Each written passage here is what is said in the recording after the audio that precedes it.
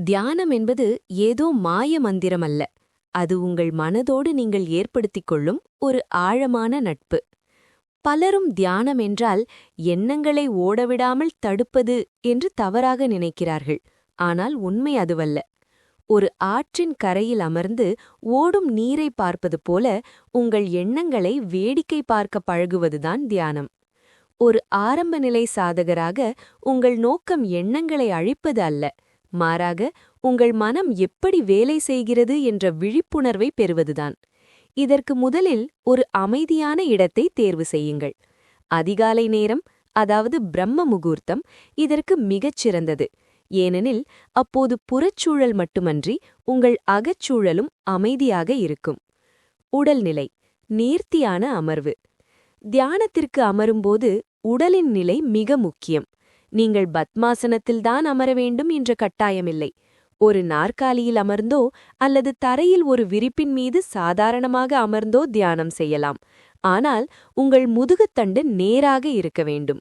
முதுகுத்தண்டு நேராக இருந்தால் மட்டுமே மூச்சுக்காற்று தடையின்றி இயங்கும், மனமும் விழிப்புடன் இருக்கும். கைகளை தளர்வாக உங்கள் மடியில் அல்லது முழங்கால்களின் மீது வைத்துக் கொள்ளுங்கள். கண்களை மிகவும் இறுக்கமாக மூடாமல் மென்மையாக மூடிக்கொள்ளுங்கள். தியானத்தை தொடங்குவதற்கு முன் உங்கள் உடல் முழுவதையும் ஒருமுறை கவனியுங்கள். நெற்றி, தோள்பட்டை, தாடை என எங்காவது அழுத்தம் இருந்தால் அதை தளர்வுபடுத்துங்கள். உடல் தளர்ந்தால் மட்டுமே மனம் ஒடுங்கும். கருவி: மூச்சே உங்களது நங்கூரம். தியானத்தின் போது சிதறும் மனதை ஓரிடத்தில் நிறுத்த நமக்கு ஒரு நங்கூரம் தேவை. அதுதான் உங்கள் மூச்சு. கடந்த கால கவலைகளோ அல்லது எதிர்கால பயமோ இல்லாத ஒரே இடம் இந்த நிமிடம் மட்டும்தான்.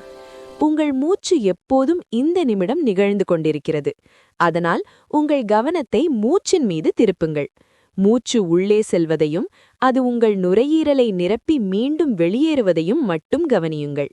மூச்சை வலுக்கட்டாயமாக இழுக்க வேண்டாம். அது அதன் இயல்பான வேகத்தில் நடக்கட்டும்.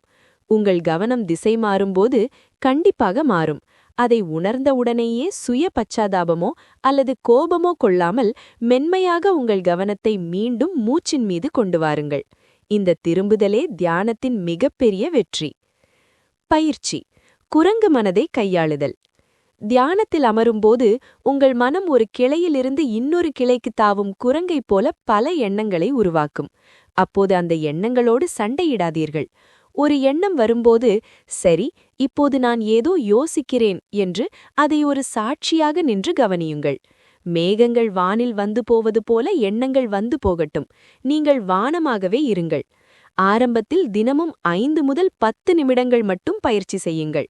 வாரத்திற்கு ஒருமுறை 1 மணி நேரம் தியானம் செய்வதை விட தினமும் 10 நிமிடங்கள் தவறாமல் செய்வதுதான் உங்கள் மூளையில் புதிய மாற்றங்களை உருவாக்கும்.